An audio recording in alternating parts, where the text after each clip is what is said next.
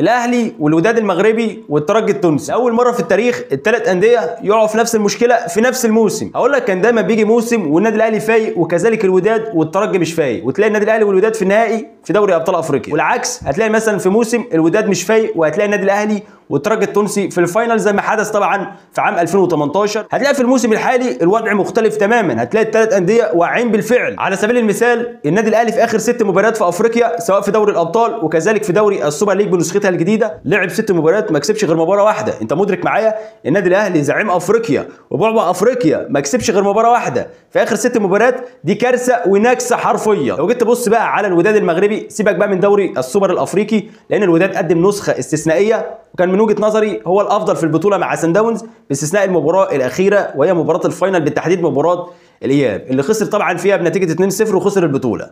احنا دلوقتي بنتكلم على دوري ابطال افريقيا. الوداد عامل ايه في دوري ابطال افريقيا؟ بيخسر اول مباراه على ارضه في وسط جمهوره من جوانجي جالاكسي البتسواني، فريق طبعا مش معروف. اول مره انا عارف ان انت تسمع عن حاجه اسمها جالاكسي اصلا. قلنا بقى الوداد المغربي هيعوض في المباراه الثانيه علشان يلحق نفسه عشان يصعد من دور المجموعات ويوصل للفاينل، لعبه ثاني للسنه الثالثه على التوالي. نتفاجئ ان الوداد المغربي بيخسر من اسك ميموزة بهدف مقابل لا شيء، والوداد لا حول به ولا قوه. اي نعم هي المباراه كانت خارج ارضه ولكن من اسك ميموزة. وكذلك الترجي التونسي كسب اول مباراه النجم الساحلي، قلنا النجم الساحلي واقع ما عندناش مشكله. ثاني مباراه للترجي التونسي كانت امام فريق الهلال السوداني وخسر بنتيجه قاسيه للغايه، خسر بنتيجه 3-0 مع الرأفه. ولو جيت تبص على اسباب تراجع مستوى الثلاث انديه في بدايه الموسم وبالتحديد النادي الاهلي والترجي التونسي، هتلاقي ان المشكله واحده، هتلاقي ان الثلاث انديه مشكلتهم واحده، هتلاقي ان في مشكله في مجلس الاداره ولجنه التخطيط، هتلاقي ان في مشكله في ابرام الصفقات، هتلاقي ان في مشكله بسبب ان مجلس الاداره ما وفرش لكل مدرب الصفقات اللعيبه اللي تستحق ان هي ترتدي قميص النادي الاهلي وكذلك الوداد والترجي في الانتقالات الصيفيه الماضيه. ولكن بكل امانه النادي الاهلي مشكلته مش كبيره قوي زي فريق الوداد وكذلك الترجي التونسي اللي بيعانوا بشكل كبير جدا.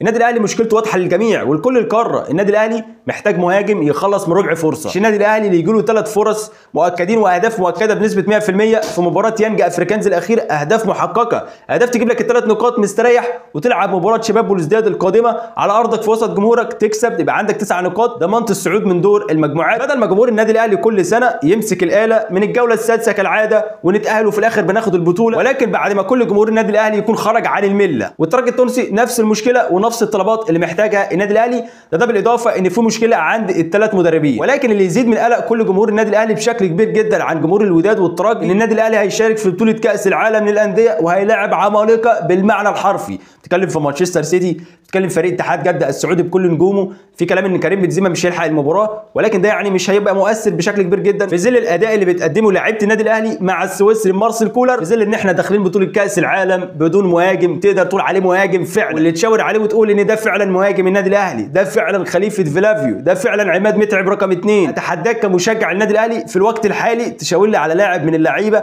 اللي موجودين في قائمه النادي الاهلي سواء اللي موجودين على الدكه او اللي بيلعبوا بشكل اساسي تقدر تثق فيه بنسبه 100% ان هو اصبح مستواه ثابت في كل مباراه. حتى حسين الشحات اللي كان مستواه ثابت اصبح مستواه مخلخل للغايه. علشان كده اتمنى من الكابتن محمود الخطيب ان هو يتدخل ويستغل خبرته في الملاعب مش كرئيس للنادي الاهلي ويشوف ايه المشكله ويضع حلول قبل ما الامور تتفاقم والنادي الاهلي يخش في منحنى صعب للغايه، لان اكيد جمهور النادي الاهلي لو النادي فضل ماشي بنفس هذا المعدل تعادل وخساره في كل مباراه ولو فقد اي بطوله اخرى جمهور النادي الاهلي حرفيا مش هيسمي على حد، بالتحديد مارسيل كولر مدرب النادي الاهلي اللي جمهور النادي الاهلي بدا يفقد الثقه فيه بنسبه 100%. بس كده قول لي انت بقى من وجهه نظرك كمشجع النادي الاهلي، كمشجع الوداد، كمشجع للترجي، تفتكر ايه المشكله